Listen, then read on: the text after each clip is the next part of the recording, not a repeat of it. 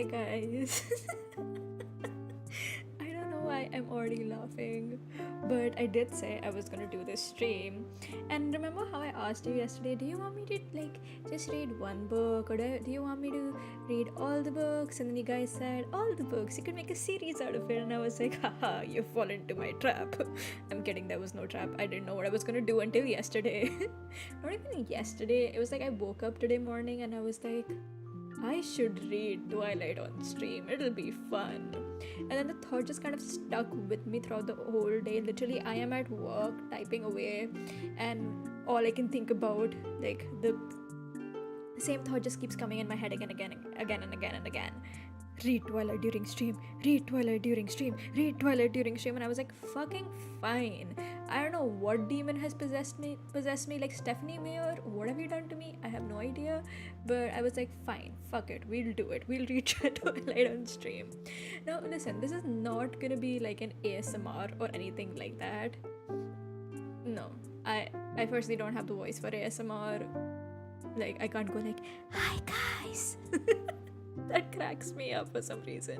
No offense to people who do ASMR. I think you're doing great. It's just not for me. Anyways, so I just like, okay, let's keep this a normal reading stream, but I will most likely chime in whenever I have a thought, because I can't help myself. I don't know when to shut the fuck up. If I knew how to shut the fuck up, we would not have this channel. Anyways. So yeah, I'm gonna be reading a book and I'm gonna be sharing my thoughts. It's gonna be like a reading stream plus pseudo review, not like a review, but kind of one, if that makes sense. So yeah, it should be fun. And you might think that I'm just here to crack jokes and shit, but you would be wrong. I plan to take this very, very seriously. I'm kidding, I can't take anything seriously in my life. So yeah, let's get started. Hold on. I will change my screen. See, I set the mood. I don't only have this, but I got music as well. Not exactly music, just like gentle like rain sounds, because I feel like they fit the vibe of the story a lot. So yeah, I got that, and I got scenery for you to stare at while I read. Also, just to clarify, don't expect there to be sounds of pages turning and stuff, because I don't have the physical book. I only have like the digital version with me. So yeah, bear with me. Let me quickly have a sip of water. My mouth gets so dry so fast. Like, I drank water before this. I spoke for like 2 minutes and my mouth is like, please, hydration, please.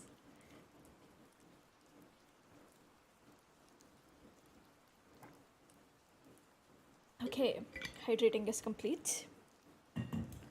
We are going to start now.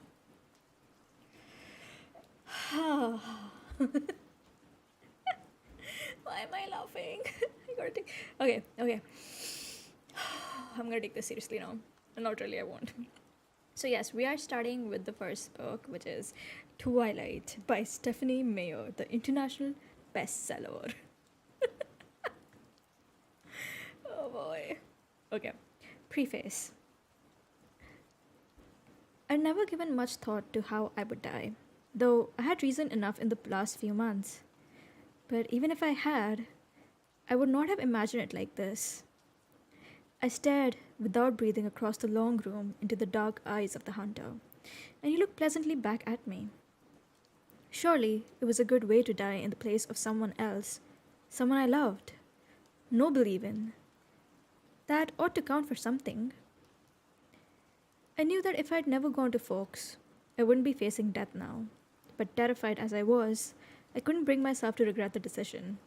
When life offers you a dream so far beyond any of your expectations, it's not reasonable to grieve when it comes to an end. The hunter smiled in a friendly way as he sauntered forward to kill me. Okay, I'll say the preface isn't bad per se. It's actually pretty interesting, especially the opening line about, I never thought about how I would die. It is kind of intriguing. It makes you wonder, like, hey, why is she thinking about it now? What happened? But the preface also kind of feels a bit incomplete to me, especially the hunter smiled in a friendly way as he sauntered forward to kill me part. I feel like it could have done without that line. Without that line, the preface was already complete, so it just feels eh to me. Like it feels incomplete. Maybe it's the way I'm reading it. Perhaps I don't know. See, I told you I would take this seriously. Okay. Chapter 1, First Sight. My mother drove me to the airport with the windows rolled down. It was 75 degrees in Phoenix, the sky a perfect cloudless blue. I was wearing my favorite shirt, sleeveless white eyelet lace. I was wearing it as a farewell gesture. My carry-on item was a parka. Could use some work on the description. I would probably make that description a one line instead of two separate ones. Also, this is so funny. When I read it was a 75 degrees in Phoenix, I had to kind of just stop and stare for a moment because I was like, 75 degrees? Girl, you would die. Are you not melting? Because over here we use Celsius, and I know in America they use Fahrenheit. So yeah, that threw me off for a moment. I was just like, wow, how are you alive? What is this? Are you already a supernatural creature that nobody actually knew about? 75 fucking degrees? Are you serious? But anyway. In the Olympic Peninsula of northwest Washington state, a small town named Forks exists under a near constant cover of clouds. It rains on this inconsequential town more than any other place in the United States of America. It was from this town and its gloomy, omnipresent shade that my mother escaped with me when I was only a few months old. It was in this town that I'd been compelled to spend a month every summer until I was 14. That was the year I finally put my foot down. These past 3 summers, my dad, Charlie, vacationed with me in California for 2 weeks instead. It was to Forks that I now exiled myself, as an action that I took with great horror. I detested Forks. I loved Phoenix. I loved the sun and the blistering heat. I loved the vigorous, sprawling city. Bella, my mom said to me, the last of 1,000 times before I got on the plane, you don't have to do this. My mom looks like me, except with short hair and laugh lines. I felt a spasm of panic as I stared at her wide, childlike eyes. How could I leave my loving, erratic, harebrained mother to fend for herself? Of course, she had Phil now, so the bills would probably get paid. There would be food in the refrigerator, gas in her car, and someone to call when she got lost. But still. I want to go, I lied. I'd always been a bad liar, but I'd been saying this lie so frequently lately that it sounded almost convincing now. Tell Charlie I said hi. I will. I'll see you soon, she insisted. You can come back home whenever you want. I'll come right back as soon as you need me. But I could see the sacrifice in her eyes behind the promise. Don't worry about me. It'll be great. I love you, Mom. She hugged me tightly for a minute, and then I got on the plane, and she was gone. It's a 4-hour flight from Phoenix to Seattle, another hour in a small plane up Port Angeles, and then hour an hour drive to Forks. Flying doesn't bother me. The hour in the car with Charlie, though, I was a little worried. Charlie had been fairly nice about the whole thing. He seemed genuinely pleased that I was coming to live with him for the first time with any degree of permanence. He'd already got me registered for high school and was going to help me get a car. But it was sure to be awkward with Charlie. Neither of us was what anyone would call verbose, and I didn't know what there was to say regardless. I knew, like my mother before, I hadn't made a secret of my distaste for Forks. When I landed in Port Angeles, it was raining. I didn't see it as an omen, just unavoidable. I'd already said my goodbyes to the sun. Hi, Sue! Hi! My god. Okay, I'm gonna get back to reading and then I'm gonna give my thoughts and I'm gonna chat with you, okay? uh, we're really reading Twilight. Let me get my book to read along. Oh, go, go, go. I am on the first chapter, page 5. Right. Where was I? Said goodbye to the sun. There she go. Charlie was waiting for me with the cruiser. This I was expecting too. Charlie is police chief sworn to the good people of folks. My primary motivation behind buying a car, despite the scarcity of my cars. My god, I can't speak for shit. Give me a moment. I need to rehydrate. I don't know how people who do ASMRs do it. Mm-hmm.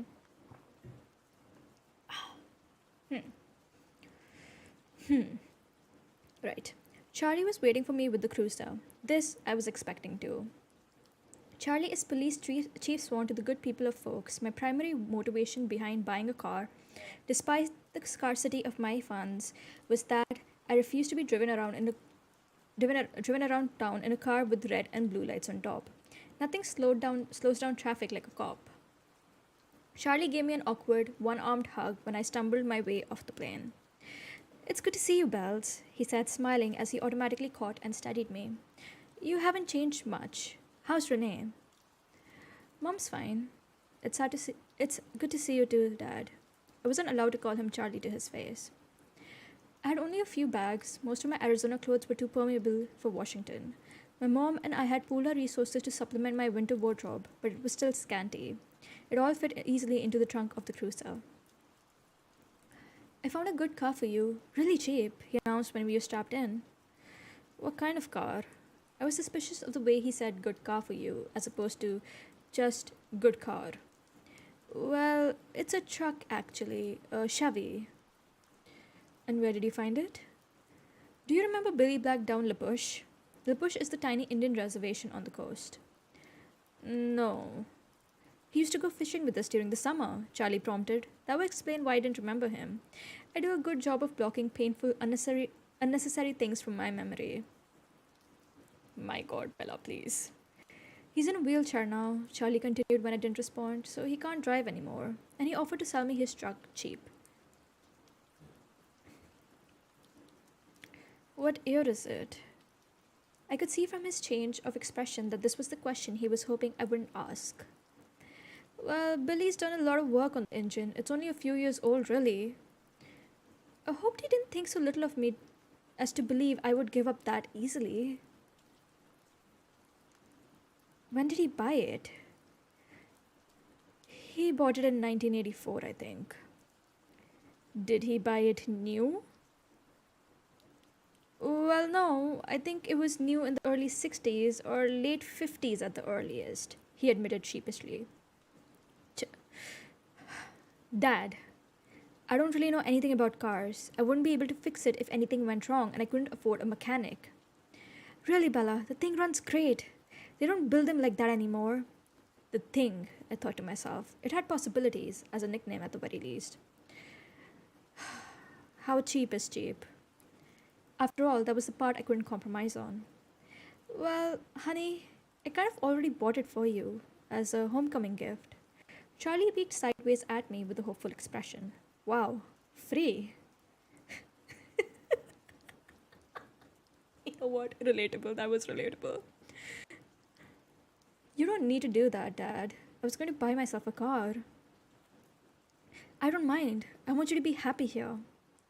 He was looking ahead at the road when he said this. Charlie wasn't comfortable with expressing his emotions out loud. I inherited that from him, so I was looking straight ahead as I responded. That's really nice, Dad. Thanks. I really appreciate it. No need to add that my being happy in folks is an impossibility. He didn't need to suffer along with me. And I never looked a free truck in the mouth. Or engine. Okay, Bella, that was the stupidest thing you've ever said, and you've said a lot of stupid shit. So, strike one. I think we're going to reach strike 100 by the end of this book. Well, now, you're welcome, he mumbled, embarrassed by my thanks. We exchanged a few more comments on the weather, which was wet, and that was pretty much it for the conversation. We stared out the window in silence. It was beautiful, of course. I couldn't deny that. Everything was green. The trees, their trunks covered with moss, their branches hanging with a canopy of it, the ground covered with the ferns. Even the air filtered down greenly through the leaves. It was too green, an alien planet. Eventually, we made it to Charlie's. He still lived in the small two-bedroom house that he'd bought with my mother in the early days of their marriage. Those were the kind of days their marriage had, the early ones. There, parked on the street in the front of the house that never changed, was my new to me, truck. It was a faded red color with big rounded fenders and a bulbous cap. To my intense surprise, I loved it. I didn't know if it would run, but I could see myself in it. Plus, it was one of those solid iron affairs that never gets damaged, the kind you see at the scene of an accident, paint unscratched, surrounded by the pieces of the foreign car it had destroyed.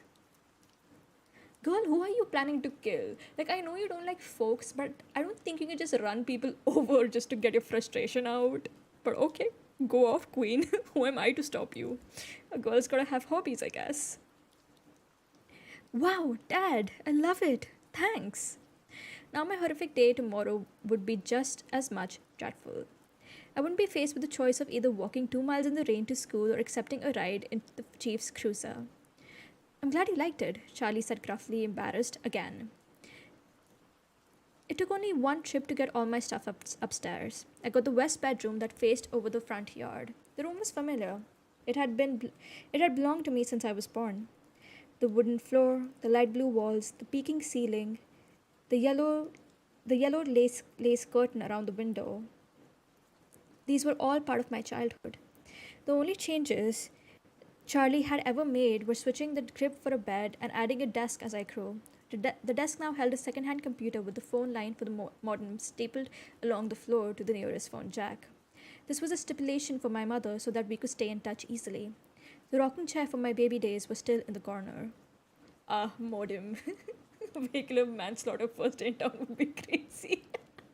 Would it be crazy or would it be setting like a statement like, beware folks, this is who I am? Also, a modem, god, it has been so long since I've heard of a modem. I remember those days when you could either be on the internet or you could take a phone call. Man, I'm old.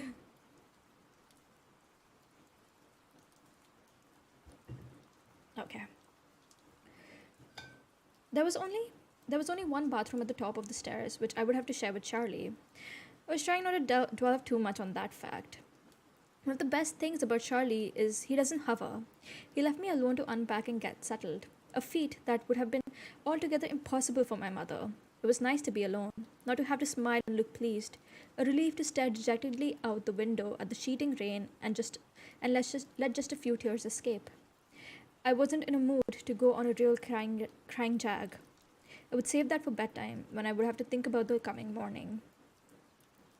Folks High School had a frightening total of only 357, now 58 students. There were more than 700 people in my junior class alone back home. All the kids here had grown up together, the grandparents had been toddlers together. I would be the new girl from the big city, a curiosity, a freak. Maybe if I looked like a girl from Phoenix should, I could work this to my advantage, but physically, I'd never fit in anywhere. I should be tan, sporty, blonde. A volleyball player or a cheerleader, perhaps. All the things that go with living in the Valley of the Sun. Are you telling me that every person who lives in Phoenix is blonde and a cheerleader? Because that's a lot of cheerleaders.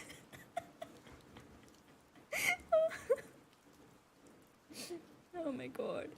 Instead, I was ivory skinned without even the excuse of blue eyes or red hair, despite the constant sunshine. I don't think blue eyes or red hair have anything to do with the sun. I think it's more of a matter of, genetics. Bella, aren't you supposed to be smart? AP biology and all that shit? Whatever. I'd always been slender but soft somehow. Obviously not an athlete. I didn't have the necessary hand-eye coordination to play sports without humiliating myself and harming both myself and anyone else who stood too close. When I finished putting my clothes in the old pine dresser, I took my bag of bathroom necessities and went to the communal bathroom to clean myself up after the day of travel. I looked at my face in the mirror as I brushed through my tangled damp hair. Maybe it was the light, but already I looked sallower, unhealthy. My skin could be pretty. It was very clear, almost translucent looking, but it all depended on color. I had no color here. Facing my pallid reflection in the mirror, I was forced to admit that I was lying to myself. It wasn't just physically that I'd never fit in. And if I couldn't find a niche in the school with 3,000 people, what were my chances here? Well, your last school didn't have vampires, so I guess that's there. I didn't relate well to people my age. Maybe the truth was that I didn't relate well to people, period. Even my mother, who I was closer to than anyone else on the planet, was never in harmony with me, never on exactly the same page. Sometimes I wondered if I was seeing the same things through my eyes that the rest of the world was seeing through theirs. Maybe there was a glitch in my brain, but the cause didn't matter. All that mattered was the effect, and tomorrow would be just the beginning. I didn't sleep well that night, even after I was done crying. The constant whooshing of the rain and wind across the roof wouldn't fade into the background. I pulled the faded old quilt over my head and later added the pillow too. But I couldn't fall asleep until after midnight when the rain finally settled into a quieter drizzle. Thick fog was all I could see out my window in the morning, and I could feel the claustrophobia creeping up on me. You could never see the sky here. It was like a cage. My god, this chapter is so long. Like, this girl spent so long just talking about a truck. Like, Bella, chill. I know, I know what it's like to have too many thoughts, but even for like, even for too many thoughts, this is too much. That didn't make any sense, but still. Breakfast with Charlie was quite an event. It was a quiet event. He wished me good luck at school. I thanked him, knowing his hope was wasted. Good luck tended to avoid me. Charlie left first, off to the police station that was his wife and family. After he left, I sat at the old square oak table in one of the three unmatching chairs and examined his small kitchen, with its dark paneled walls, bright yellow cabinets, and white linoleum floor. Nothing was changed. My mother had painted the cabinets 18 years ago in an attempt to bring some sunshine into the house. Over the small fireplace in the adjoining handkerchief-sized family room was a row of pictures. First, a wedding picture of Charlie and my mom in Las Vegas, then one of the three of us in the hospital after I was born, taken by a helpful nurse, followed by a procession of my school pictures up to last year's. Those were embarrassing to look at. I would have to see what I could do to get Charlie to put them somewhere else, at least while I was living here.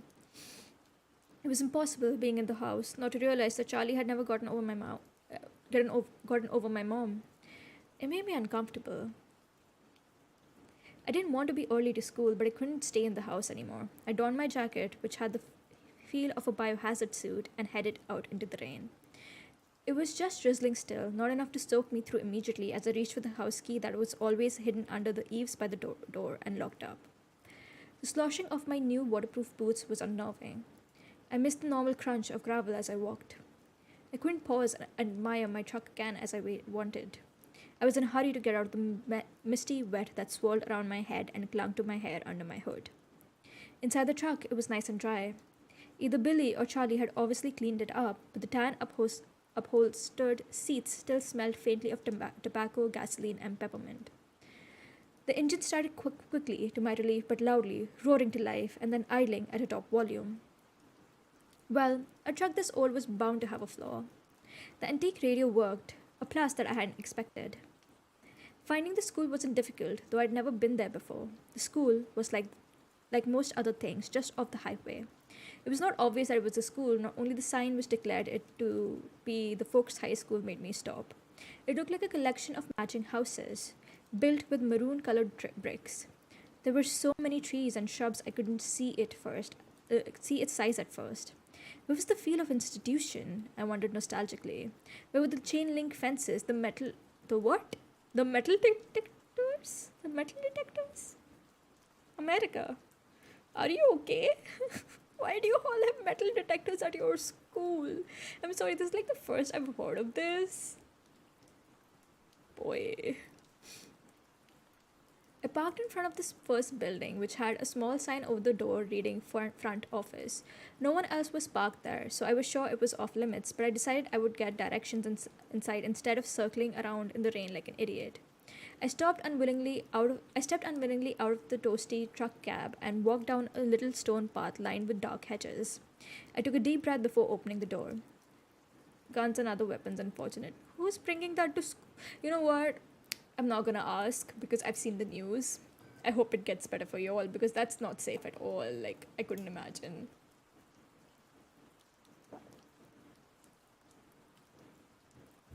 Like, if schools here start putting metal detectors, parents would lose their shit. Anyways, moving on to this absurdly long chapter. Okay, I took a deep breath before opening the door.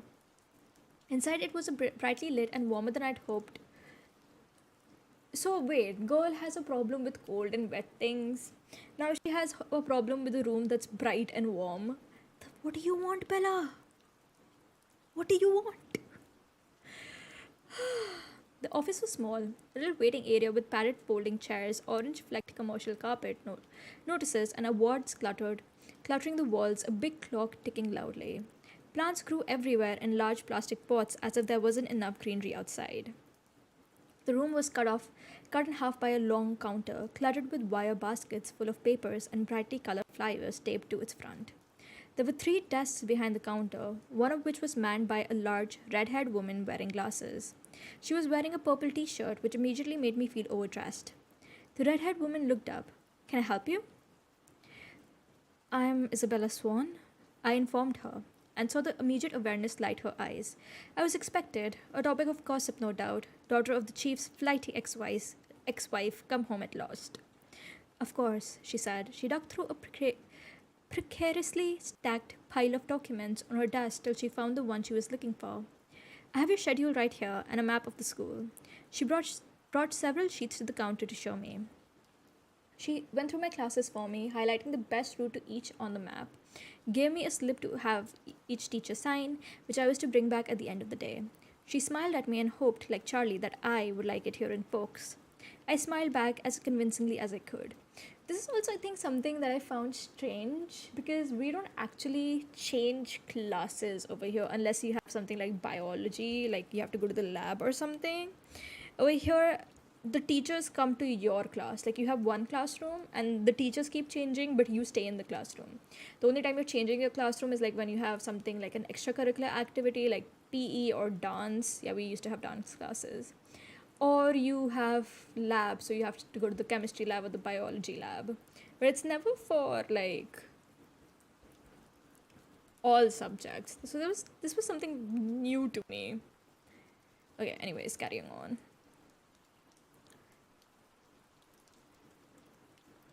When I went back out to my truck, other students were starting to arrive. I drove around the school following the line of traffic. Man, I want that. We had to get up and move from class to... Yeah, that doesn't make any sense. Why would you do that? I guess it makes sense if you have like a small school. So you only have like a limited number of rooms. So it's easier to get the kids to move around. But yeah, we never had that here. We only had that in college because there were just too many rooms. So you had to move from room to room. Anyways, when I went back out to my truck, other students were starting to arrive. I drove around the school following the line of traffic. I was glad to see that most of the cars were older like mine, nothing flashy. At home, I'd lived in one of the few lower income neighborhoods that were included in the Paradise Valley district. It was a common thing to see a new Mercedes or Porsche in the student lot. My god, okay then. Another thing, students don't drive to school here. We take the school bus. Like, yeah, literally everyone I knew either took a bus or they had like a cab sort of a thing where a bunch of students traveled together. Nobody actually drove to school. This is also something like new. I don't think you can get, like, as a student, you can get a driver's license, can you? I'm not sure. Anyways, carrying on. The nicest car here was a shiny Volvo and it stood out. And we know who that Volvo belongs to. Edward. Still, I cut the engine as soon as I was in spot so that the thunderous volume wouldn't draw attention to me. I looked at the map in the truck trying to memorize it now. Hopefully, I won't have to walk around with it stuck in front of my nose all day. I stuffed everything in my bag, slung the strap over my shoulder, and sucked in a huge breath. I can do this, I lied to myself. Feebly. No one was going to bite me. I finally... you might be surprised. I mean, imagine you're going to a school where metal detectors are a thing and the thing that you're scared of is Someone biting you. Oh, Bella, Bella, Bella. I finally exhaled and stepped out of the truck. I kept my face pulled back into my hood as I walked to the sidewalk, crowded with teenagers. My plain black jacket didn't stand out, I noticed with relief. So you can get your license here around 16, but mostly still get dropped off by parents or take a bus. Most students don't have their own car. Yeah, that's like a weird concept, like people driving to their own, like driving to school and all that stuff. Like I couldn't imagine doing that even if that was a thing here, because I would be just be so exhausted. Like I'm going to school at like 6 in the morning. Do you think I'm crazy? If you expect me to drive at 6 in the morning, I can assure you there are bound to be some accidents. Once I got to the cafeteria, I should say most here. I think I'm rich. In rich areas, more students might. Yeah, that's okay. Yeah, okay, I get it. I get it. I get what's happening. It's weird to me. Once I got around the cafeteria, building 3 was easy to spot. A large black 3 was painted on a white square on the east corner. Wow. Oh, Bella. I felt my breathing gradually creeping towards hyperventilation as I approached the door. I tried holding my breath as I followed 2 unisex raincoats through the door. The classroom was small. The people in front of me stopped just inside the door to hang up their coats on a long row of hooks. I copied them. There were 2 girls, one porcelain-colored blonde, the other also pale, with light brown hair. At least my skin wouldn't be a standout here. I took the slip up to the teacher, a tall, balding man whose desk had a nameplate identifying him as Mr. Mason. He gawked at me when he saw my name. Not an encouraging response. And of course, I flushed tomato red. But at least he sent me to an empty desk at the back without introducing me to the class. It was harder for my new classmate to stare at me in the back, but somehow they managed. I kept my eyes down on the reading list the teacher had given me. It was fairly basic. Bronte, Shakespeare, Chaucer, Faulkner. I'd already read everything. That was comforting and boring.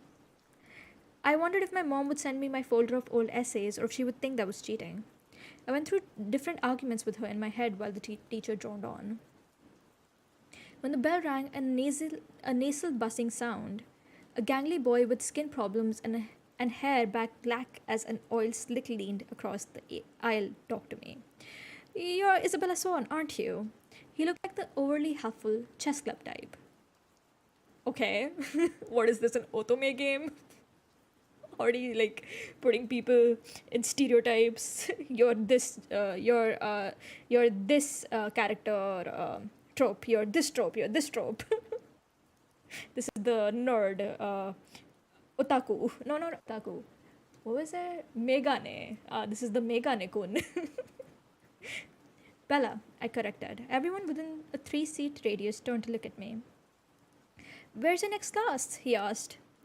I had to check in my bag. Government with Jefferson in Building 6. There was nowhere to look without meeting curious eyes.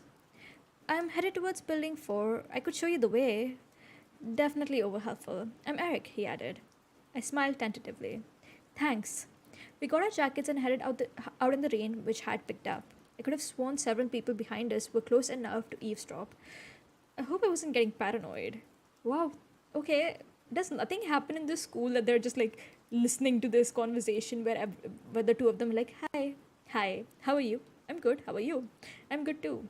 Wanna walk to class? Like this is the most interesting day in folks' high school right now. Oh boy. So, this is a lot different than Phoenix, huh? He asked. Very. It doesn't rain much there, does it? 3 or 4 times a year. Wow. What must that be like? He wondered. Sunny, I told him. You don't look very tan. My mother is part albino. He stared at my face apprehensively, and I sighed. It looked like clouds, and a sense of humor didn't mix. A few months of this, and I'd forget how to use sarcasm. Oh, was that sarcasm? I'm sorry, Bella. If that was sarcasm, you're not very good at it. We walked back around the cafeteria to the south buildings by the gym. Eric walked me right to the door, though it was clearly marked. Well, good luck, he said as I touched the handle. Maybe we'll have some other classes together? He sounded hopeful. I smiled at him vaguely and went inside. The rest of my morning passed in about the same fashion. My Trigonometry teacher, Mr. Warner, who I would have hated anyway just because of the subject he taught, was the only one who made me stand in front of the class and introduce myself. I stammered, blushed, and tripped over my own boots on the way to my seat. After two classes, I started to recognize several of the faces in each class. There was always someone braver than the other who would introduce themselves and ask me questions about how I was liking folks. I tried to be diplomatic, but mostly I just lied a lot. At least I never needed the map. One girl sat next to me in both Trig and Spanish, and she walked with me to the cafeteria for lunch. She was tiny, several inches shorter than my 5 feet 4 inches, but her widely curly dark hair made up a lot of the difference between our heights. I couldn't remember her name, so I smiled and nodded as she prattled about teachers and classes. I didn't try to keep up. Immediate hate towards math. Listen, I'm sorry, I too would hate maths teachers. And it's not just the subject, it's the fact that he's making you introduce yourself. Like, can we not? I don't want to do that. If people want to know me, they can ask my name later on. I just don't want to stand in front of the whole class and go like, hi, hello, my name is so-and-so, I am from so-and-so place. Please don't kick me in the playground. Thank you. We sat at the end of a full table with several of her friends who she introduced to me. I forgot all their names as soon as she spoke them. They seemed impressed by her bravery in speaking to me. The boy from English, Eric, waved at me from across the room. I was there, sitting in the lunchroom, trying to make conversation with seven curious strangers till I first saw them. Wait, hold on. I see why you're trying to kill me. Oh, that's why. No.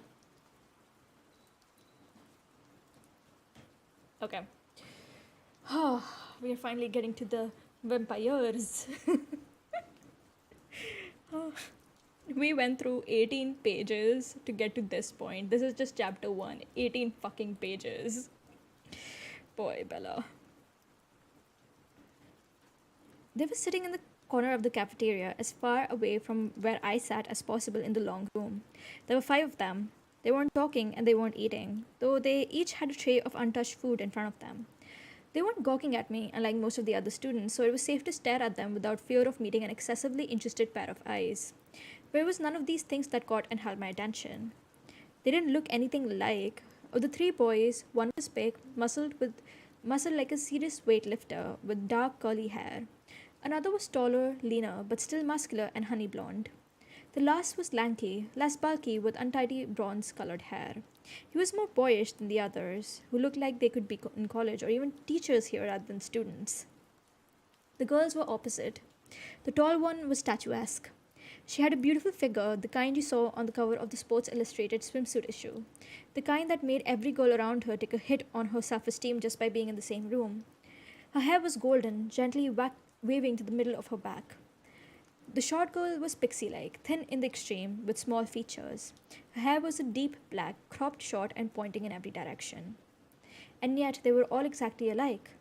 Every one of them was chalky pale, the palest of all the students living in this sunless town, paler than me, the albino. They all had very dark eyes despite the range in their hair tones. They also had dark shadows under those eyes, purplish, bruise-like shadows, as if they were all suffering from a sleepless night, or almost done recovering from a broken nose. Though their noses, all their features were straight, perfect, and angular. But all this is not why I couldn't look away. Oh, okay. 1, 2, 3, 4 paragraphs of description later, she goes like, oh, but I wasn't staring at them because of that. No. I stared because their faces, so different, so similar, were devastatingly, inhumanly beautiful. They were faces you never expected to see except perhaps on the airbrushed pages of a fashion magazine, or painted by an old master as the face of an angel. It was hard to decide who was the most beautiful, maybe the perfect blonde or the bronze-haired boy. They were all looking away from each other, away from the other students, away from anything in particular as far as I could tell. As I watched, the small girl rose with her tray, an open soda and unbitten apple, and walked away with a quick, graceful lope that belonged on a runway. I watched amazed at her lithe dancer's step, till she dumped her tray and glided through the back door, faster than I would have thought possible. My eyes darted back to the others who sat unchanging. Who are they? I asked the girl from my Spanish class whose name I'd forgotten. As she looked up to see who I meant, though, already knowing probably from my tone, suddenly he looked at her. The thinner one, the boyish one, the youngest, perhaps. He looked at my neighbor for just a fraction of a second, and then his dark eyes flickered to mine. Water break.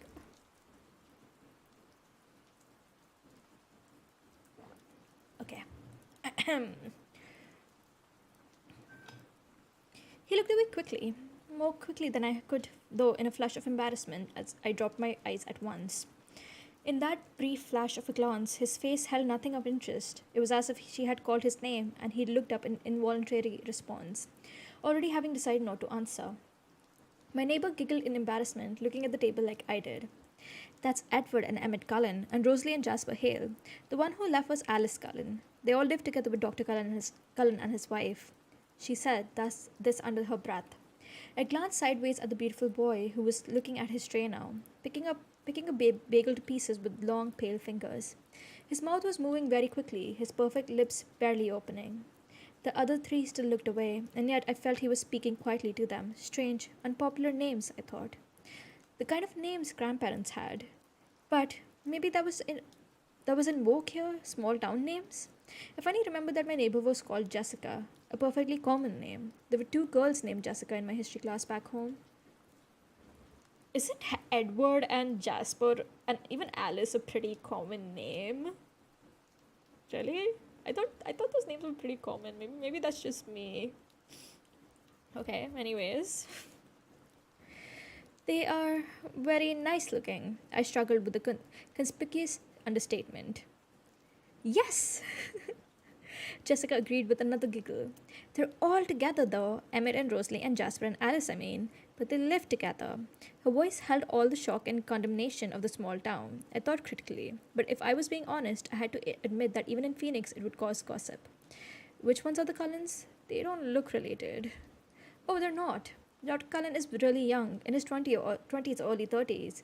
They're all adopted. The Hales are brother and sister, twins. The Blondes and their foster children. They look a little old for foster children. They are now. Jasper and Rosalie are both 18, but they've been with Mrs. Cullen since they were 8. Since she's their aunt or something like that. That's really kind of nice. For them to take care of all these kids like that when they're so young and everything. I guess so, Jessica admitted reluctantly. And I got the impression that she didn't like the doctor and his wife for some reason. With the glances she was throwing at the adopted children, I would presume the reason was jealousy. I think that Mrs. Cullen can't have any kids, though, she added, as if that lessened their kindness. Throughout all their conversation, my eyes flickered again and again to the table where the strange family sat. They continued to look at the walls and not eat. Have they always lived in Forks? I asked. Surely I would have noticed them on one of my summers here. No, she said in a voice that implied it should be obvious, even to a new arrival like me. They just moved down 2 years ago from somewhere in Alaska. I felt a surge of pity and relief. Pity because as beautiful as they were outsiders, clearly not accepted. Relief that I wasn't the only newcomer here, and certainly not the most interesting by any standard. I mean, they've been here for 2 years, for 2 years. I think you are the only newcomer here. Which one is the boy with the reddish brown hair? I asked. I peeked at him from the corner of my eye, and he was still staring at me, but not gawking like the other students had today. He had a slightly frustrated expression. I looked again. That's Edward. He's gorgeous, of course, but don't waste your time. He doesn't date. Apparently, none of the girls here are good looking enough for him. She sniffed, a clear case of sour grapes. I wondered when he turned her down. I bit my lip to hide my smile. Then I glanced at him again. He was turned away, but I thought his cheek appeared lifted, as if he was smiling too. After a few more minutes, the four of them left the table together. They were all noticeably graceful, even the big, brawny one. It was unsettling to watch. The one named Edward didn't look at me again. I sat at the table with Jessica and her friends longer than I would have if I'd been sitting alone. I was anxious not to be late for class on my first day. One of my new acquaintances who oh my god, my mouth. Oh my god. Who considerately reminded me that her name was Angela, had biology 2 with me the next hour. We walked to class together in silence. She was shy too. When we entered the classroom, Angela went to sit at the black topped lab table exactly like the ones I used to. She already had a neighbor. In fact, all the tables were filled out but one. Next to the center aisle, I recognized Edward Cullen by his unusual hair, sitting next to the single open seat. It's been 23 pages. This fucking chapter has been going on for 23 pages. Okay. I'm going to drink some water. 23 pages is a lot.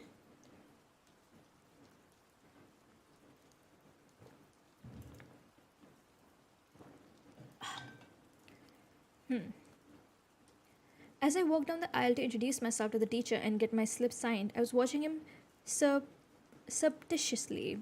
Just as I passed, he suddenly went rigid in his seat. He stared at me again, meeting my face with the strangest expression on his face. It was hostile, furious. I looked away shocked, going red again. I stumbled over the book in the walkway and had to catch myself on the edge of a table. The girl sitting there giggled. I noticed that his eyes were black, coal black. Mr. Banner signed my slip and handed me a book with no nonsense about introductions. I could tell we were going to get along. Of course, he had no choice but to send me to the one open seat in the middle of the room. I kept my eyes down as I went to sit by him, bewildered by the antagonistic stare he'd given me. I didn't look up as I set my book on the table and took my seat, but I saw his posture change from the corner of my eye. He was leaning away from me, sitting on the extreme edge of his chair and averting his face like he smelled something bad. Inconspicuously, I sniffed my hair. It smelled like strawberries, the scent of my favorite shampoo. It seemed an innocent odor. I left my hair fall over my right shoulder, making a dark curtain between us, and tried to pay attention to the teacher. Unfortunately, the lecture on cellular anatomy was something I'd already studied. I took notes carefully anyway, always looking down. I couldn't stop myself from peeking occasionally through the screen of my hair at the strange boy next to me. During the whole class, he never relaxed his stiff position on the edge of his chair, sitting as far from me as possible. I could see his hand on his left leg was clenched into a fist, tendons standing out under his pale skin. This too he never relaxed. He had the long sleeves of his white shirt pushed up to his elbows, and his forearm was surprisingly hard and muscular beneath his light skin. Wasn't nearly as slight as he'd looked next to his burly brother.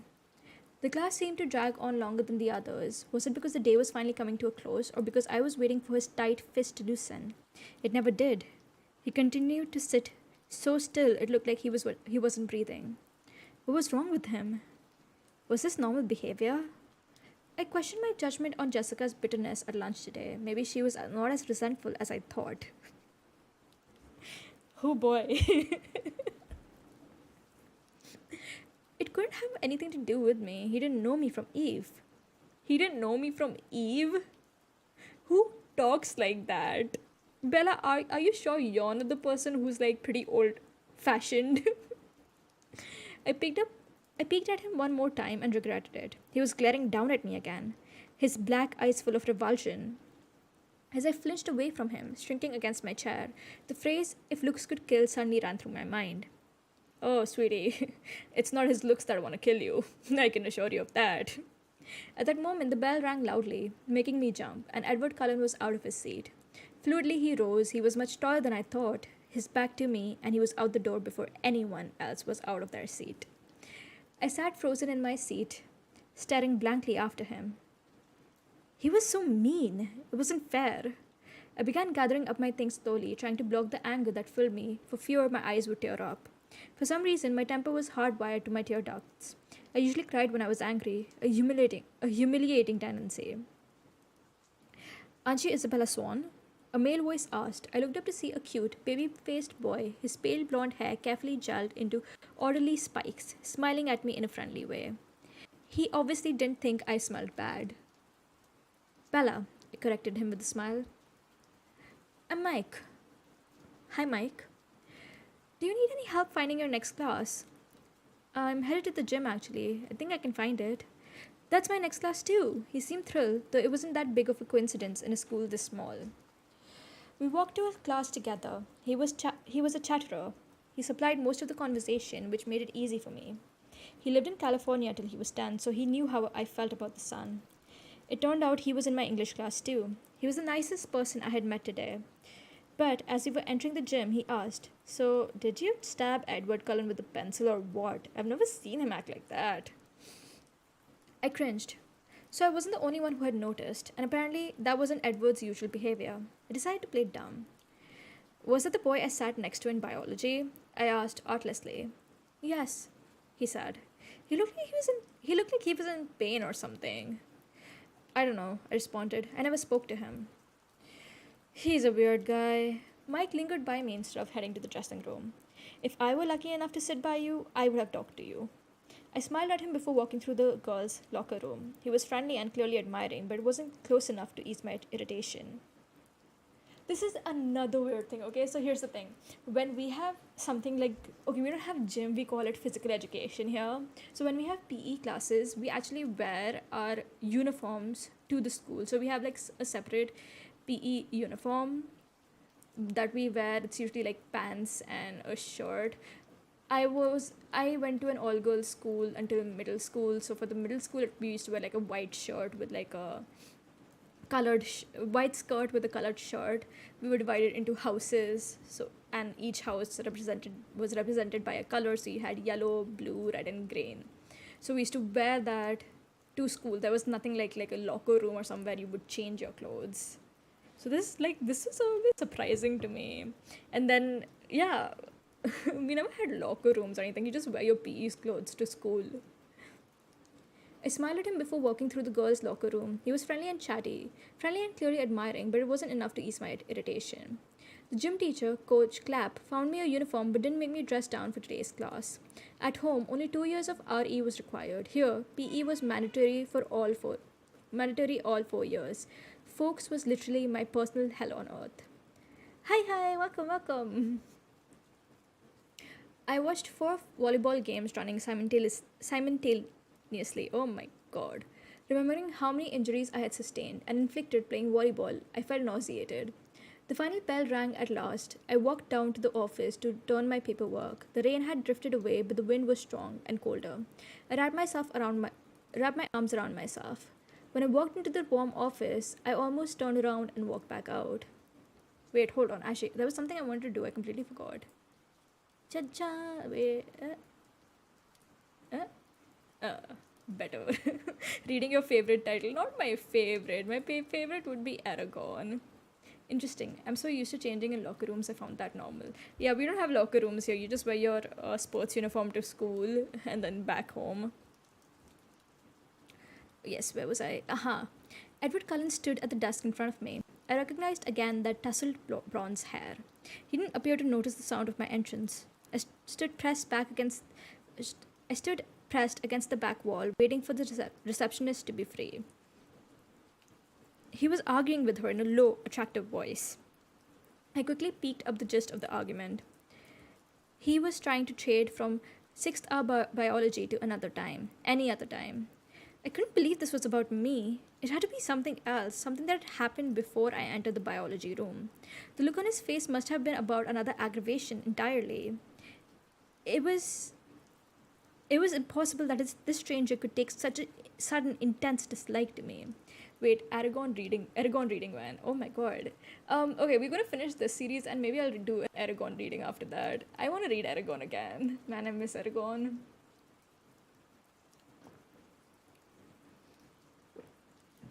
I have all the books. Not hardcovers, but I have all the books.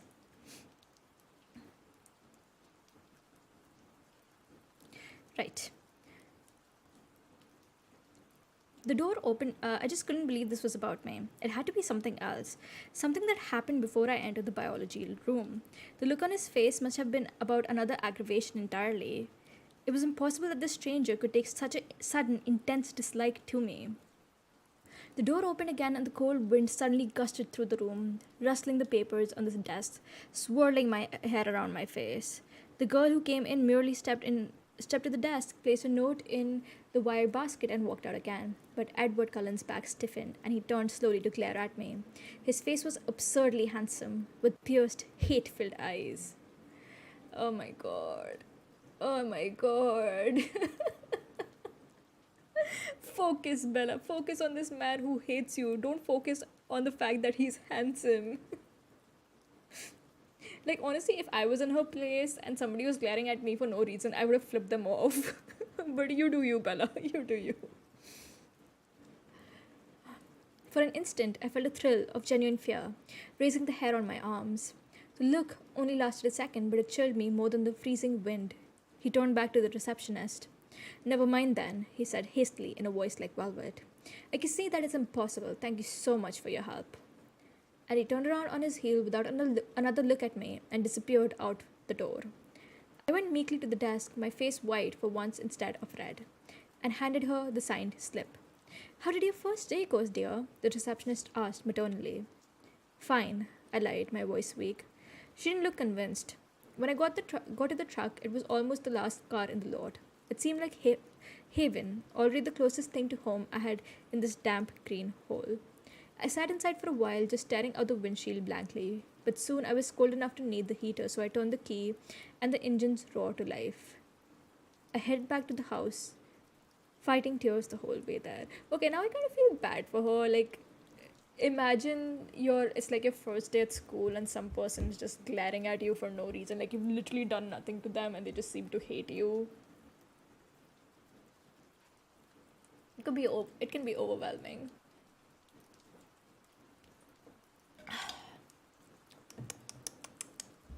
But man, there was a longest chapter. And I feel like the chapter only felt so long because she just kept going on and on about useless things. Like, I don't want to know about your drive to school, man. Nothing is happening here. Like, there was like a lot of stuff happening.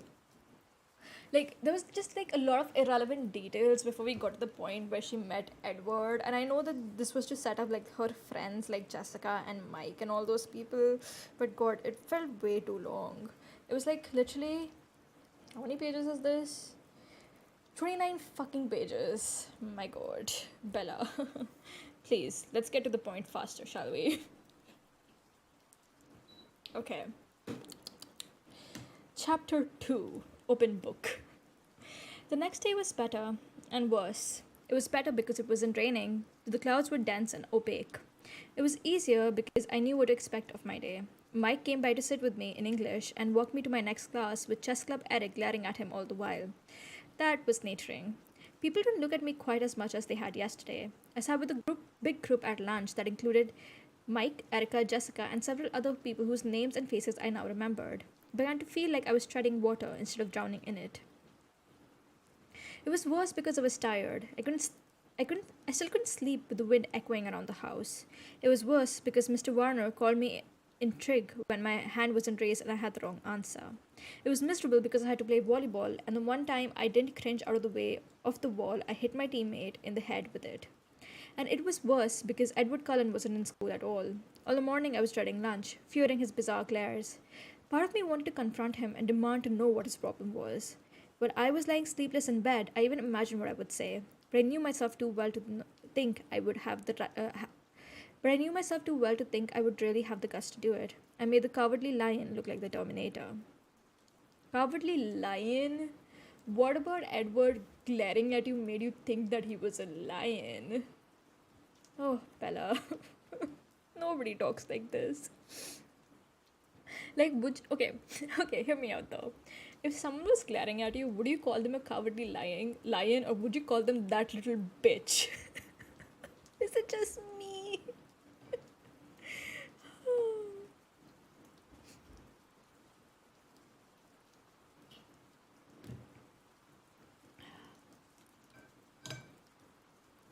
But when I walked into the cafeteria with Jessica, trying to keep my eyes from sweeping the place for him, failing entirely, I saw that his four siblings of sorts were sitting together at the same table, and he was not with them.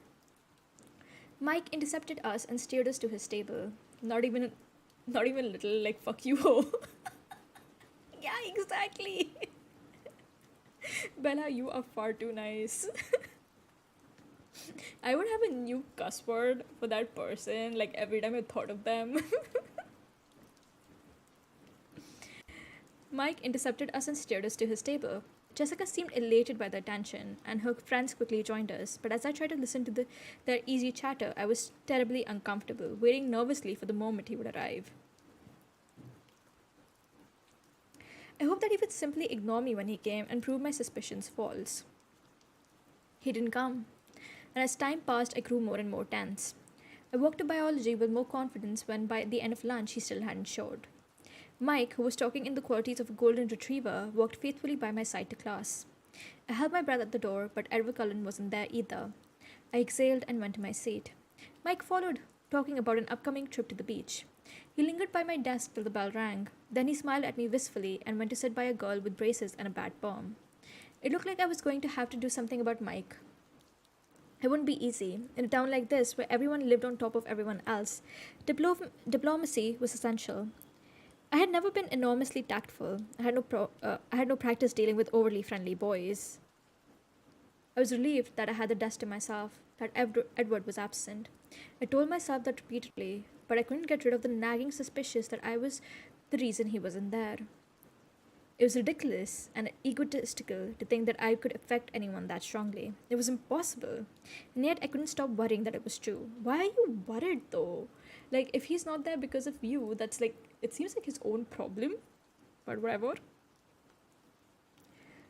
When the school day was finally done and the blush was fading out of my cheeks from the volleyball incident, I changed quickly into my jeans and navy blue sweater. I hurried from the girls' locker room, pleased to find that I had successfully evaded my retriever friend for the moment. I walked swiftly to the parking lot. It was crowded now with fleeing students. Got in my truck and dug through my bag to make sure I had what I needed. Last night, I had discovered that Charlie couldn't cook much besides fried eggs and bacon, so I requested that I be assigned to kitchen detail for the duration of my stay. He was willing enough to hand over the keys to the banquet hall. I also found out that he had no food in the house. So I had my shopping list and the cash from the jar in the cupboard labeled food money, and I was on my way to the thriftway. I gunned my deafening engine to life, ignoring the heads that turned in my direction, and backed carefully into a place in the line of cars that were waiting to exit the parking lot. As I waited, trying to pretend that ear-splitting rumble was coming from someone else's car, I saw the two Cullens and the Hale twins getting into their car. It was a shiny new Volvo. Of course, I hadn't noticed their clothes before. I'd been too mesmerized by their faces. Now that I looked, it was obvious that they were all dressed exceptionally well, simply, but in clothes that subtly hinted at designer origins. With their remarkable good looks, the style with which they carried themselves, they could have worn dish rags and pulled it off. It seemed excessive for them to have both looks and money, but as far as I could tell, life worked that way most of the time. It didn't look as if it brought them any acceptance here. No, I didn't fully believe that. The isolation must be their desire. I couldn't imagine any door that wouldn't be opened by that degree of beauty. Okay, I need water. Bella thinks a lot. And because she thinks a lot, I have to talk a lot.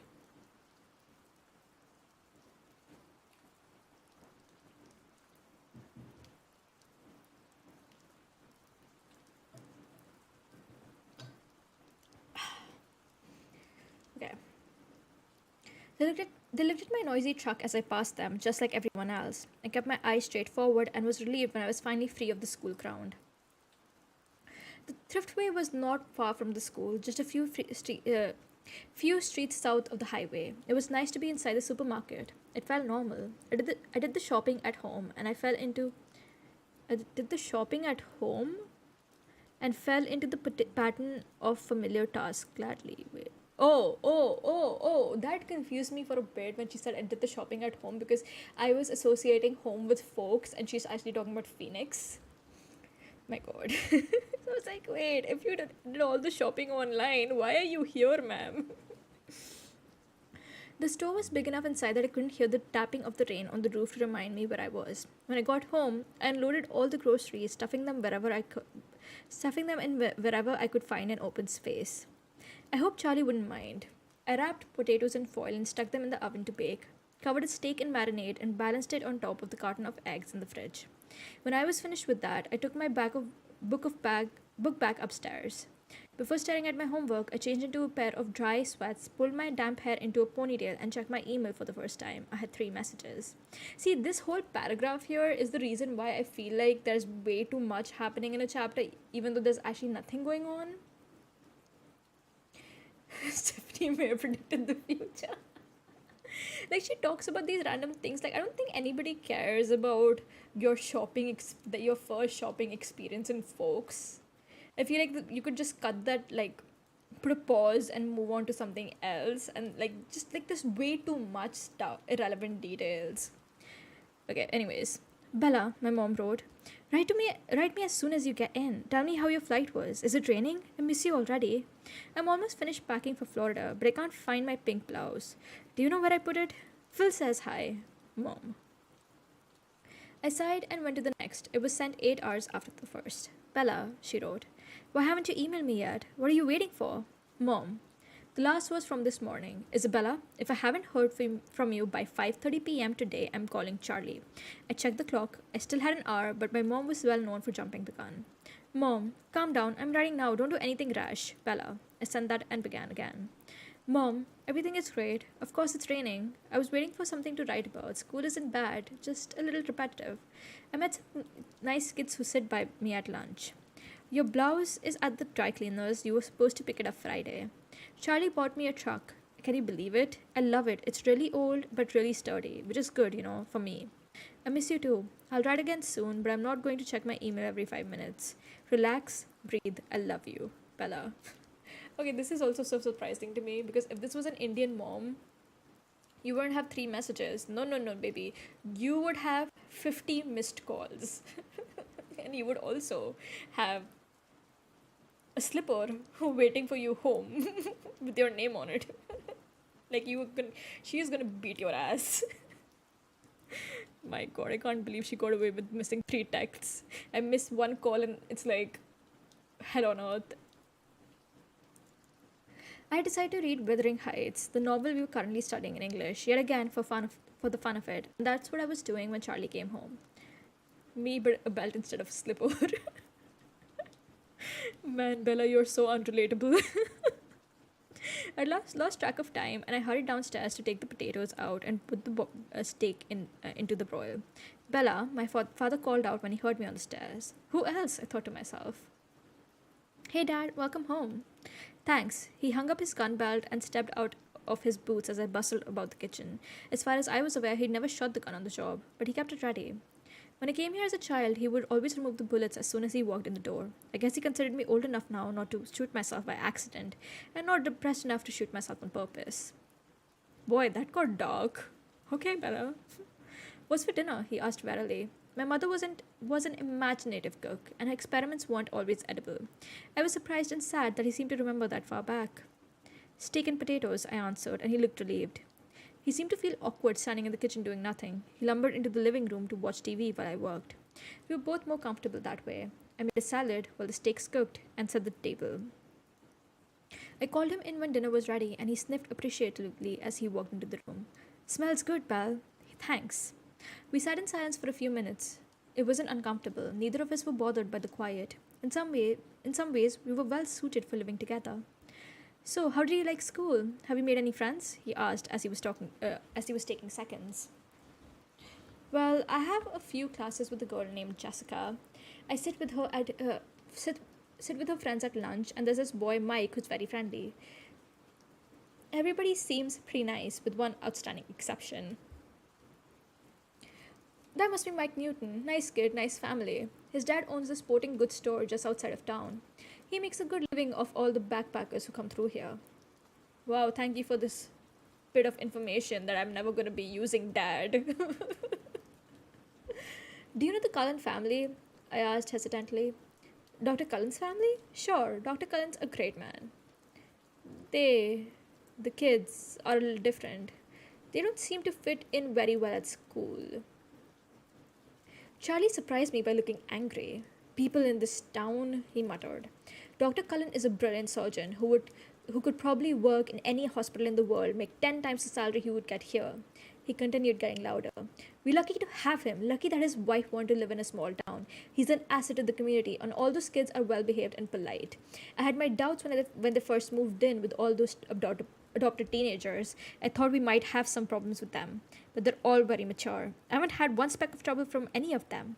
That's more than I can say for the children of some of the folks who have lived in this town for generations, and they stick together the way a family should.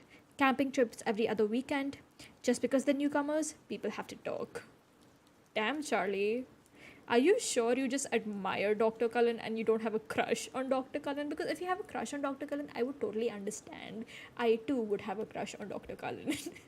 Like, I see you, Charlie. I see you. It was the longest speech I'd ever heard Charlie make. He must feel strongly about whatever people were saying. I backpedaled. They seemed nice enough to me. I just noticed they kept to themselves. They're all very attractive. I added, trying to be more complimentary. You should see the doctor, Charlie said, laughing. It's a good thing he's happily married. A lot of the nurses at the hospital have a hard time concentrating on their work with him around. Charlie, I forgot he was a shooter for girl. You should see the doctor.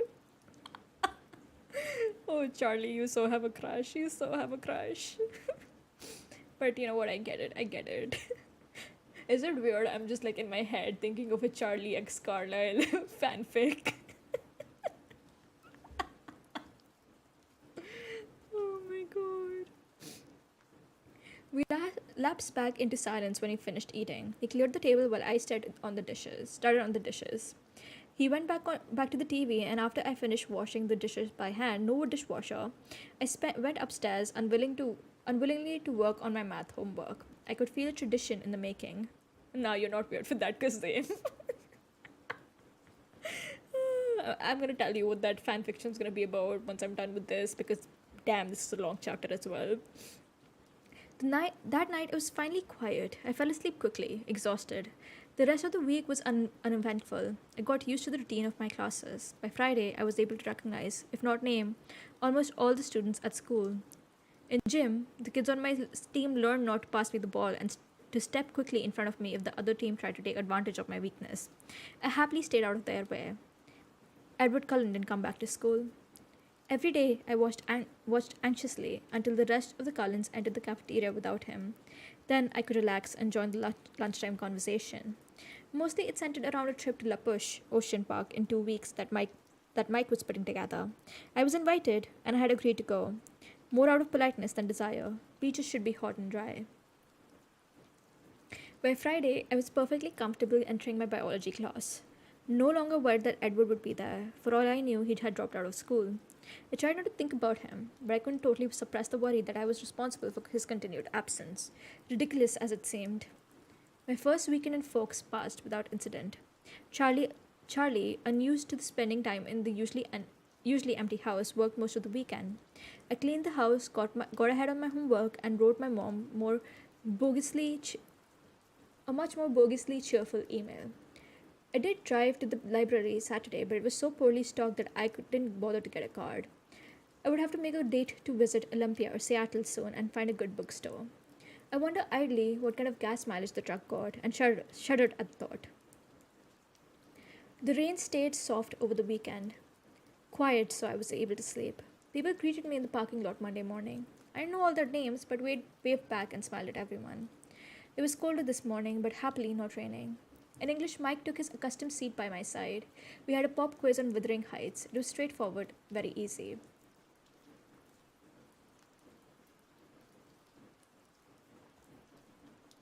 All in all, I was feeling a lot more comfortable than I had thought I would feel by this point. More comfortable than I had ever expected to feel here. When we walked out of class, the air was full of swirling bits of white. I could hear people shouting excitedly to each other. The wind bit at my cheeks, my nose. Wow, Mike said. It's snowing. I looked at the little cotton fluffs that were building up along the sidewalk and swirling erratically past my face. Ew. Snow. There went my good day. He looked surprised. Don't you like snow? No, that means it's too cold for rain, obviously. Besides, I thought it was supposed to come down in flakes, each one unique and all that. These just look like ends of a Q-tip. Haven't you ever seen snowfall? He asked, incredulously. Sure I have. I paused. On TV. Mike laughed, and then a big, squishy ball of dripping snow smacked into the back of his head. We both turned around to see where it came from. I had my suspicions about Eric, who was walking away, his back towards us, in the direction for his next class. in the wrong direction for his next class. Mike apparently had the same notion. He bent over and began scraping together a pile of the white mush. I'll see you at lunch, okay? I kept walking as I spoke. Once people start throwing wet stuff, I go inside. He just nodded, his eyes on Eric's retreating figure. Throughout the morning, everyone chatted excitedly about the snow. Apparently, it was the first snowfall of the year. I kept my mouth shut. Sure, it was drier than rain until it melted in your socks. I walked alertly to the cafeteria with Jessica after Spanish. Mush balls were flying everywhere. I kept a binder in my hand, ready to use as a shield if necessary. Jessica thought I was hilarious, but something in my expression kept her from lobbing a snowball at me herself. Mike caught up to us as we walked in the doors, laughing with ice melting in the spikes of his hair. He and Jessica were animatedly talking about the snow fight as we got in line to buy food. I glanced towards the table in the corner out of habit, and then I froze where I stood. There were 5 people at the table. This is like a horror movie. I'm sorry. It's like, she's like, okay, Edward's not here. Edward's not here. I'm safe. And then he's here. Oh no. Dun dun dun dun. Jessica pulled on my arm. Hello? Bella? What do you want? I looked down. My ears were hot. I had no reason to feel self-conscious, I remind myself. I hadn't done anything wrong. What's with Bella? Mike asked Jessica. Nothing, I answered. I'll just get a soda today. I caught up to the end of the line. Aren't you hungry? Jessica asked. Actually, I feel a little sick, I said, my eyes still on the floor. I waited for them to get their food and then followed them to their table, my eyes on my feet. I slipped my soda slowly, my stomach churning. Twice, Mike asked, with unnecessary concern, how I was feeling. I told him it was nothing, but I was wondering if I should play it up and escape to the nurse's office for the next hour. Ridiculous. I shouldn't have to run away. Man, okay. Okay, another weird thing. Cafeterias. I've never had a cafeteria in my school. Like, we had, like, you could eat in the class, sit in the classroom and eat, or most people just sat outside with their friends and ate. And also we brought our own lunches. We didn't get lunches at school. Everybody brought their own. You had a canteen where they sold food and you could buy it if you didn't bring a lunch. But yeah, we never really got free lunch at school. Like, nothing like, filling trays with food and all that kind of stuff. Even with the canteen, the kind of stuff we got was like noodles, or you could buy chili potatoes. Potatoes was very famous amongst everyone. Like, that thing would run out in minutes. So yeah. I told him it was nothing, but I was wondering if I should play it. Okay, we read that. I decided to permit myself one glance at the Cullen's family table. If he was glaring at me, I would skip biology like the coward I was. I kept my head down and glanced up under my lashes. None of them were looking this way. I lifted my head a little. They were laughing. Edward, Jasper, and Emmett all had their hair entirely saturated with melting snow. Alice and Rosalie were leaning away as Emmett shook his dripping hair towards them. They were enjoying the snowy day just like everyone else, only they looked more like a scene from a movie than the rest of us. But aside from the laughter and the playfulness, there was something different. I couldn't quite pinpoint what the difference was. I examined Edward the most carefully. His skin was less pale, I decided, flushed from the snow fight maybe. The circles under his eyes were much less noticeable, but there was something more. I pondered, staring, trying to isolate the change. Bella, what are you staring at? Jessica intruded, her eyes following my stare. At the precise moment, his eyes flashed over to meet mine. I dropped my head, letting my hair fall to conceal my face. I was sure, though, in that instant our eyes met, that he didn't look harsh or unfriendly as he had the last time I had seen him. He looked merely curious, unsatisfied in some way. Edward Cullen is staring at you, Jessica giggled in my ear. He doesn't look angry, does he? I couldn't help asking. No, she said, sounding confused by my question. Should he be? I don't think he likes me, I confided. I felt queasy. I put my head down on my arm. The Cullens don't like anybody. Well, they don't notice anybody enough to like them, but he's still staring at you. Stop looking at him, I hissed. She snickered, but she looked away. I raised my head enough to make sure that she did, contemplating violence if she resisted. Hold on, I need water. My god, this one is long too.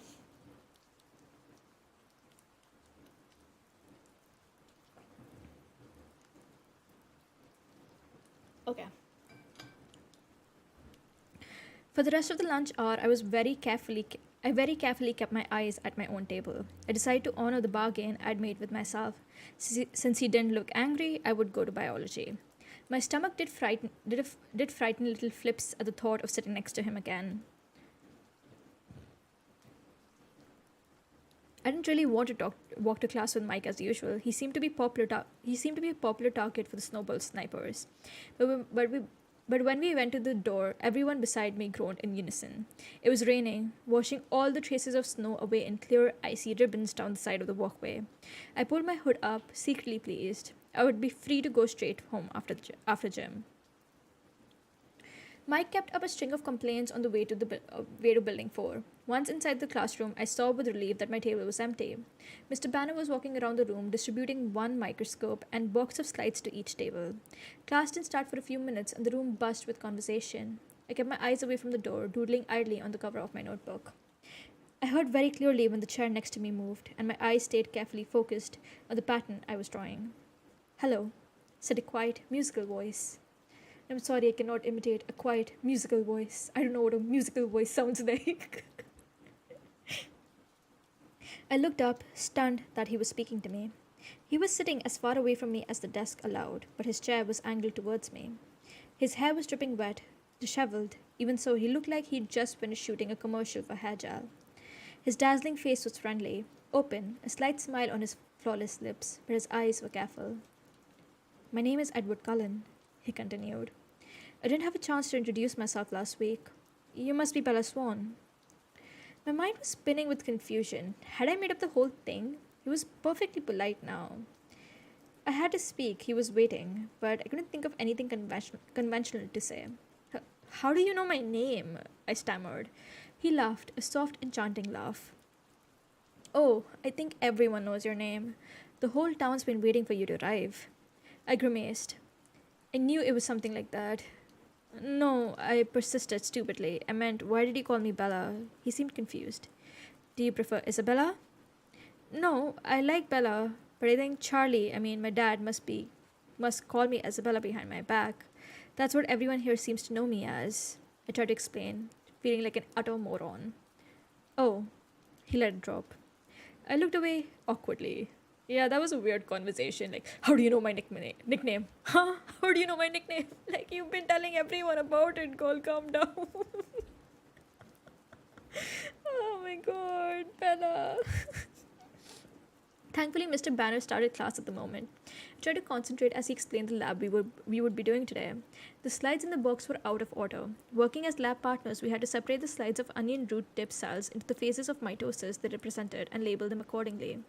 We weren't supposed to use our books. In 20 minutes, he would be coming around to see who had it right.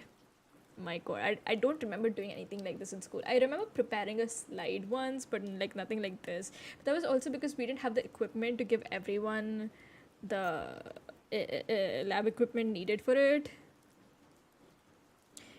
"Get started," he commanded. "Ladies first, partner?" Edward asked. I looked up to see him smiling, a crooked smile so beautiful that I could only stare at him like an idiot. "Or I could start if you wish." The smile faded. He was obviously wondering if I was mentally competent. "Bella, you are so embarrassing." "No," I said, flushing. "I'll go ahead."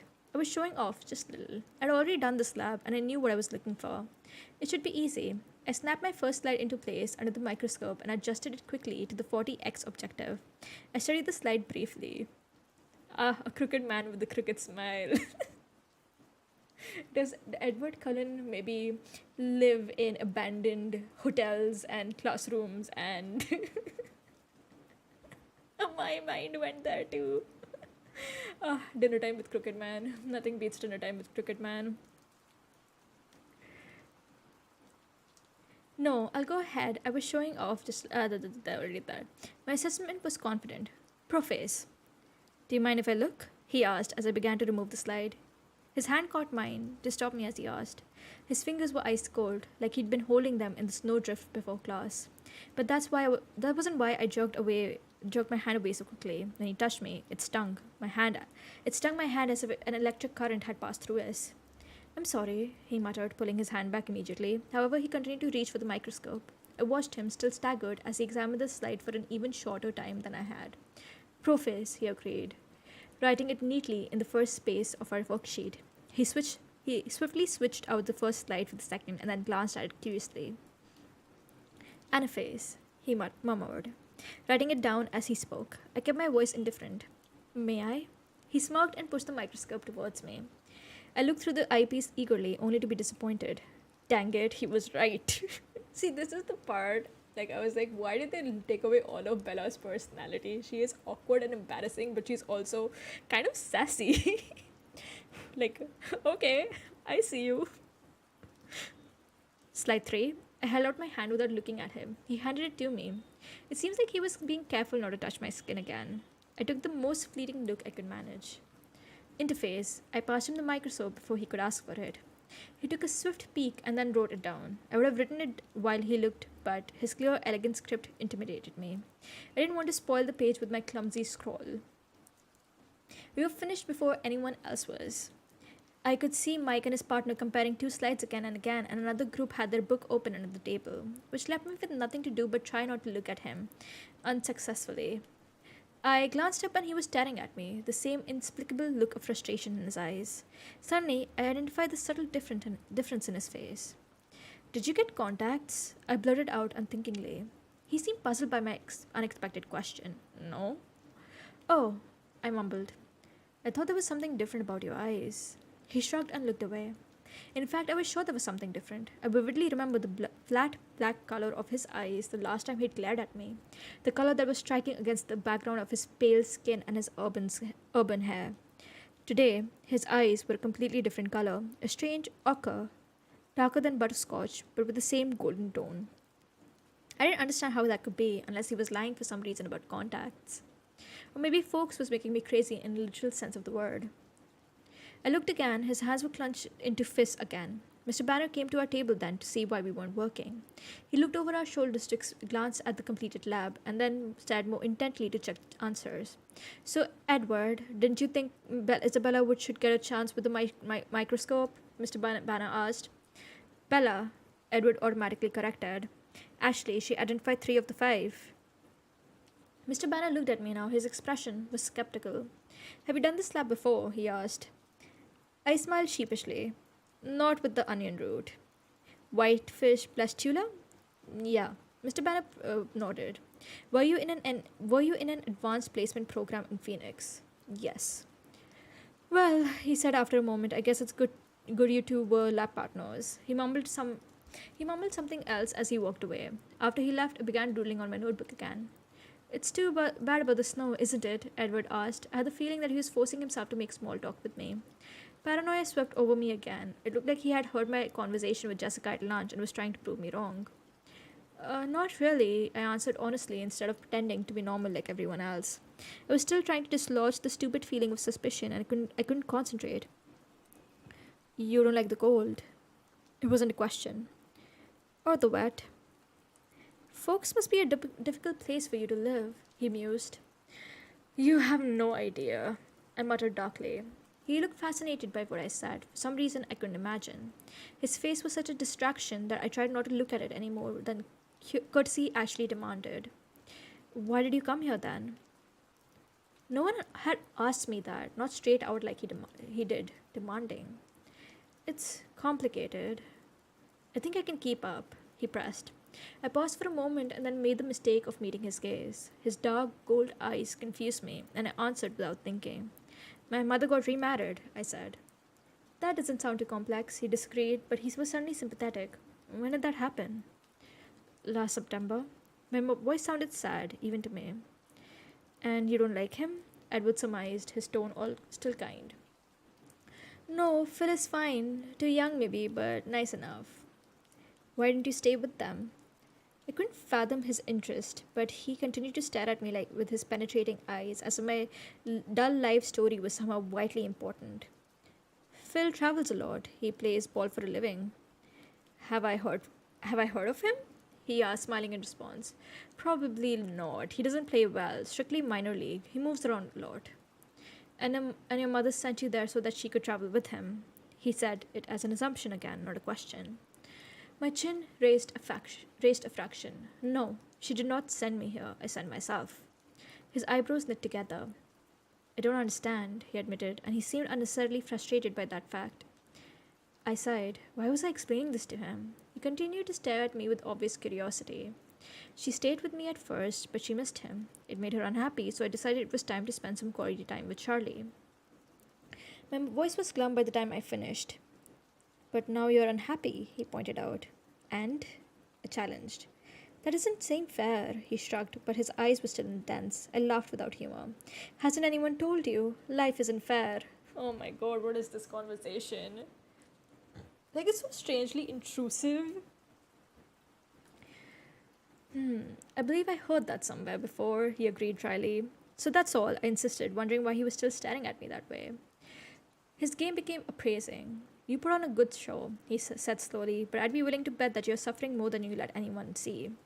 I grimaced at him, resisting the impulse to stick out my tongue like a 5-year-old and look away. Am I wrong? I tried to ignore him.